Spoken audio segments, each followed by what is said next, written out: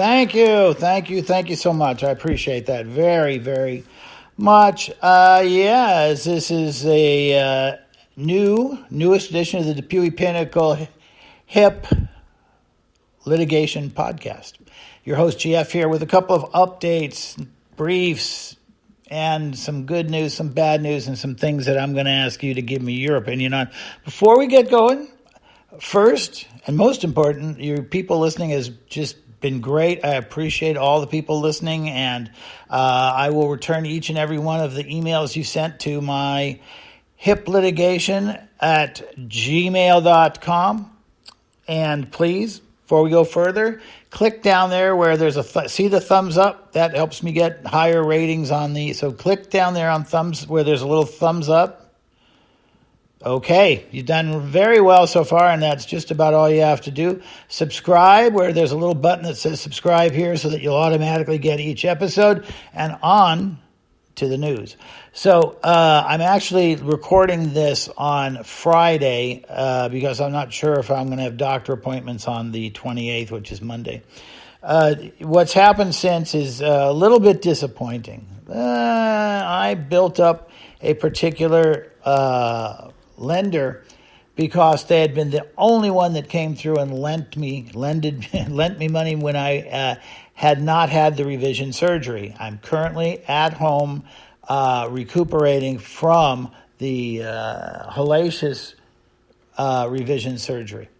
So I thought I would just call that lender, who has changed their name, and I did not get the nice Laura Geiger who I originally spoke to when they had a different name. And I said I'd like to at least just open the book for maybe an increase in my advance on my case because I've now had the revision surgery. Anyone who is practicing either, in personal injury law or medical malpractice law will tell you that usually almost always the offer is based upon the damages being the amount of your medical bills. So, and by medical bills, we mean, recuperating in a nursing home and the drugs and things like that, and each doctor visit. So if my medical bills went up last week by, I'm guessing $100,000, the value of my case went up by about $300,000 to $500,000. So any lender who says that that's irrelevant, something's wrong. But let's get back. I'll make this as quick as I can. I called up their new name, Glowfin. That was not their name when I borrowed the money. And I got a guy who seemed to have a different attitude, and it seemed a different connection. And I said, I just want to ask you people if you could look into the possibility of increasing it. I've now had the revision surgery. And before I got a further word, he said, nope, we got ours. Our business with you is done. And he hung up. That's shameful, isn't it? Yeah. Okay. Make your own call. You can debate. Not here. You don't have to worry. We're not going to go through it here. But if you have an opinion you want to share about, does that mean nothing since they were still the great people, the only ones who came through when I hadn't had revision?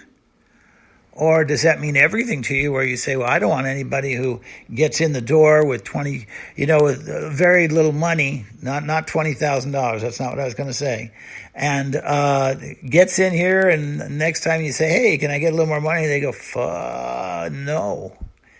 So I don't know how you want to handle that, but that's up to you. I'm going to get you all the facts I possibly can about this whole matter. But when it comes down to how are you going to handle it, you got to do that. I want to apologize to the listeners for last week's episode where I should have given you a little warning. I do a lot of reading on podcast etiquette, and I started to describe, since just that day I had gotten out of the hellacious nursing home I was in that we'll talk about. And I went into a story on some body functions and some body fluids, and I should have given you some advance notice. You could turn it off. I'm not going to mention it here. And so you could turn it off and not listen if you didn't want to. And I will, if anything like that comes up again, I will give you the chance to turn down the computer so you don't have to listen to it. And when I'm up and around next week, I'll go back to the previous episode and edit the recording so that there's a warning. Here comes some talk about poop. If you don't want to hear it, and who does, turn down your computer speakers or your big speakers if they're on that. Last and least, where am I? My revision surgery is still going as good as I could possibly hope for. I do have to say to all my friends and neighbors and stuff, this may mean absolutely nothing. This might be my imagination. I might be fucking nuts. But I was suffering, tremendous mental, not tremendous, but some mental fog in the weeks leading up to the surgery. And I remember my doctor a month ago saying, it's time, let's get the surgery going. I wonder if that's what she'd caught. Because I had done a few things, like I left my iPad in the dishwasher. What were some of the other things? I'd done a few things like that, so it ruined my iPad. No, it didn't work with rice in it. I left something else in the dishwasher. Oh, the thing that goes in that measures my diabetes. Yes, sticking that into the rice did cure it, so I can still use my iPhone to measure my diabetes. But, so I was having some mental impairment. And I can just tell you, from the moment this guy, my doctor, took out the cobalt hip, everything's clear. I'm not having any mental impairment that I'm aware of. And they gave me a test on mental impairment to leave the nursing home because they were not going to let me leave. I was telling them, get me out of here. We have an agreement that you will let me go. And they said, I will be back in a minute. My favorite episode in this awful nursing home, and I'm telling you, I know that you're nationwide. You're probably not in Van Nuys, California. But if you're in Van Nuys, California, don't go to, you know what, send me a private email, and I'll send you the full details of who I'm talking about. Okay? So don't assume anybody in Van Nuys is bad. I'll give you the specifics as to who it is that is terrible in Van Nuys if you'll just send me an email. So when I was in there and I was telling them that the nurses had stolen now for at least the 10th time my pain medication, that particular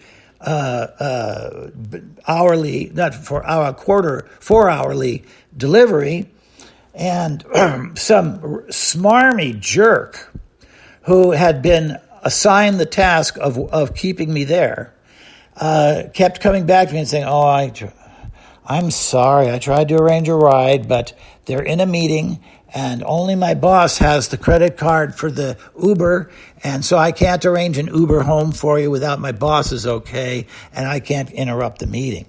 So he comes back and he starts giving me another lecture about 10 minutes later on how I'm being disrespectful to the nurses. And he said, can I give you some advice?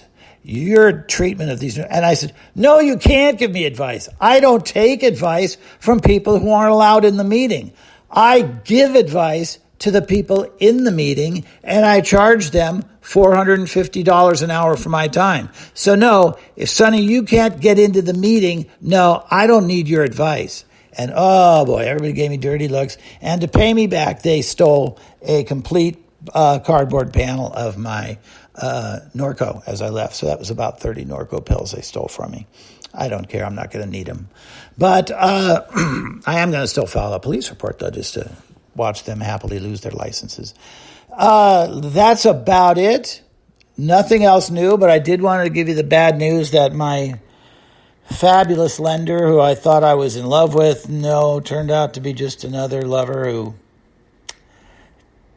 got the deal they wanted and took off. So they will not think about opening up.